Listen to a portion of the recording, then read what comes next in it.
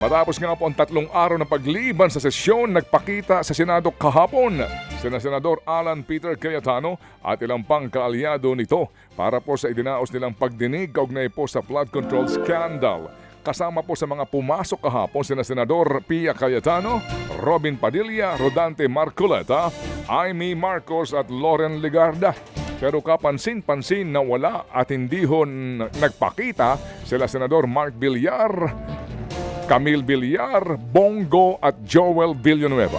Bago simulan po ang hearing ay pinakbakan muna ni Cayetano ng Cayetano Block ang Gatchalian Block matapos magdeklara nga po ng quorum at italaga si Win Gatchalian bilang acting Senate President at maging pro tempore kapalit po ni Loren Legarda. Pwedeng magkaroon ng acting if in the event of resignation, hindi po ako nag-resign. You need a vote of 13 to remove us. Am I dead? Death. I don't think I'm dead. Yan po ang tinig ni Senador Alan Peter Cayetano, pero pupuntahan mo kanya binabasang rules. Meron doon number 1, kapag ikaw ay absent ng 2 araw na. Meron po doon. Basahin po ninyo. Samantala po naman, at yan po ang tinig nga po ni Senador Alan Peter Cayetano. Samantala po naman, kahit na itinuloy po nilang Cayetano ang flood control probe, wala pong Senate Secretariat o stenographers na pumasok. Kaya hindi po dokumentado ang naturang pagdinig. Hindi nga ito naka-livestream sa official website po ng Senado. Dahil po pina-work from home ni Gatchalian ang mga empleyado ng Senado kahapon. Kaya ang Cayetano Block ay nanawagan na pumasok ang mga tauhan ng Senado. Nanindigan po naman si Senador Alan Peter Cayetano na siya ang leader pa rin ng Senado. Kaya dapat daw ay magdesisyon ang mga empleyado kung sino ang kanilang susundin. Sino ba nanggugulo? Kami o sila? Sino legitimately elected Senate President? Nasa harap niyo.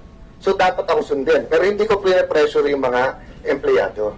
Sila Senator Win ang nanggugulo dahil apat na sila ang maging majority at Senate President. So kung ayaw nyo ng gulo, huwag kayong manggulo. Yan po ang tinig ni Senador Alan Peter Cayetano. Samantala, kinatigan po ng Integrated Bar of the Philippines o IBP ang idinaos na sesyon ng 12 senador noong Miyerkules. Ayon po sa IBP, valid at naaayon sa batas ang sesyon. Alinsunod po yan sa naunang desisyon ng Korte Suprema noong 1949 sa kasong Avellino versus Cuenco. Ang giit ng IBP, may tuturing na 12 ang bagong bilang na majority at quorum sa plenaryo. Dahil 22 na lamang ngayon ang mga senador dahil 2 sa kanilang imposibleng pumasok sa Senado dahil nakakulong si Senator Jinggoy Estrada at wanted ng ICC, si Senator Ronald Bato de la Rosa. Habang kahapon po'y muling nagkagulo na naman sa Senado matapos nga pong pwersahang pumasok ang Cayetano Block kahit na walang pasok dapat kahapon. Bigla pong nagkatulakan sina Senador Robin Padilla at Interior Secretary John Vic Remulla sa first floor ng Senado. Maya-maya po lamang ay nagtakbuhan naman papuntang plenaryo si Senador Pia Cayetano at ang kanyang mga kasamahan na 18 mga nagpapakilalang bagman umano ni dating Congressman Saldi Co para sa gagawin pong pagdinig tungkol sa flood control scandal.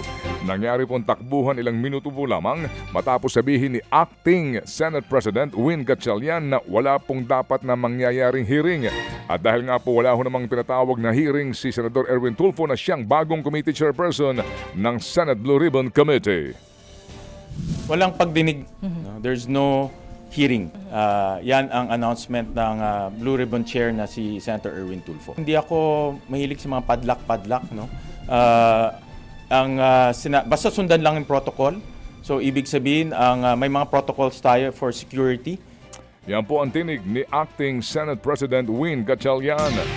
Si Gatchalian din po ang unang nagpatawag kay Interior Secretary Remulla bilang preventive action sa seguridad po ng Senado. Kaya itinanggi ni Remulla na hinarang niya at nanulak siya kina Senador Pia Cayetano at Robin Padilla.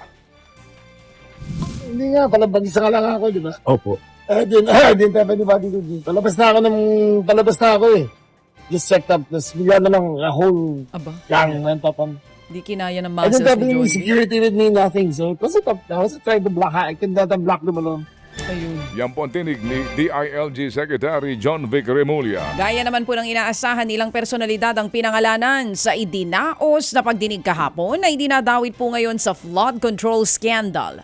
Sa pagharap po ng 18 nagpakilalang bagman daw ni Zaldico, tinukoy nila ang ilang nabigyan ng male-maletang pera. Kasama daw sa mga nabigyan sina Senator Tito Soto at Senator Erwin Tulfo, na pareho naman agad itinanggi ang alegasyon. Ang buwelta ni Soto, paano raw siya makakatanggap ng maleta kung hindi pa siya senador noong 2022 hanggang taong 2025? Matagal na rin daw patay ang sinasabing aid niya na tumanggap sa mga maleta. Banat naman ni Tulfo, puro kasinungalingan lamang ang salaysay ng mga bagman. Definitely, it's a lie, a blatant lie, kasi nga hindi lang masagot anong purpose pa. Saan nang galing yung sinasabi nila 1, 2, 3, 4, 5, whatever the maleta is. Kung sabihin nila, di ba, flood control, supposedly, flood control hearing daw yun. Eh wala naman akong flood control, balibalik tayo mo nila. Tingnan nila yung GAA from 2022 hanggang 25, wala ako. Bukod nga po kina Tulfo at Soto, kasama rin sa mga muling nabanggit na pinagdalhan daw ng maleta ang Pangulong Bongbong Marcos Jr. maging si dating House Speaker Martin Romualdez. Damay din po sa akusasyon ng ilang kongresista at maging mga kinatawan ng ICC na nabigyan din daw ng maleta. Sa gitna ng hearing, lumuta na unang affidavit ng 18 witnesses kung saan idinawit din nila sa mga nakatanggap ng male-maletang pera sina Senator Loren Legarda at Senador Mark Villar, na bahagi naman ng majority bloc ni Cayetano, pero hindi nabanggit ang pangalan ng mga ito sa pagdinig. Ngayon ko lang nakita yung affidavit.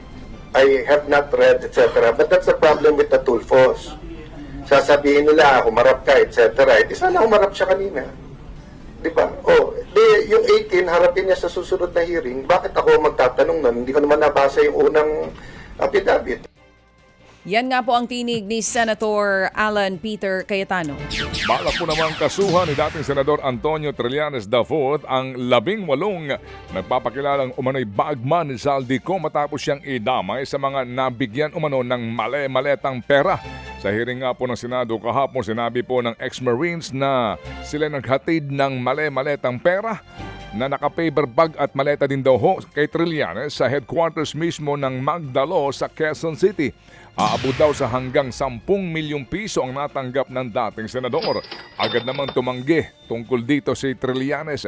Idadamay niya raw po sa kasong cyber libel dahil sa mga maling paratang na ito sina Senador Alan Peter Cayetano at Rodante Marcoleta. Hindi po totoo yan. Talagang absurd yan. Hindi mo maisip kung paano gagawin yan. Wala po akong tinanggap na pera mula kay Zaldico para sa ICC. Yan po ang tinig ni dating Senador Antonio Trillanes IV. Samantala sa ibang balita, sinampahan ang kasong malversation at graft ang mag-asawang kontratistas na sina Curly at Sara Diskaya na siya palang tinutukoy. Ito pala yun? Ito na yun? Na big fish ni Public Works Secretary Vince Dizon. Kasama po ni Dizon si Assistant Ombudsman Miko Clavano na nagtungo po sa Malolos Regional Trial Court para maisampa ang kaso. Bukod sa mag-asawang Diskaya, siyam na dating empleyado po ng DPWH ang damay sa kaso. Kaugnay po yan ng mga anomalya sa flood control projects dyan po sa Kalumpit sa Bulacan na nagkakahalaga ng 53.9 million pesos. Samantala, non-bailable po ang kasong malversation habang may piyansang 90,000 pesos ang graft case. Umaasa po si Dizon na mailalabas agad ang arrest warrant laban kay Curly na na-cite in contempt ng Senado. Mga kapatid, patuloy po kayong tumutok sa 105.9 True FM para sa totoong balita, impormasyon, music, and entertainment. Mag-subscribe sa aming YouTube channel at podcast at sundan nyo kami sa Facebook, Instagram, X at TikTok sa True Network PH. Bisitahin din po ang aming official website, truefm.ph. At panoorin din kami sa True TV Signal, Channel 19. Kami po ang 105.9 True FM. Laging true sa'yo, kapatid.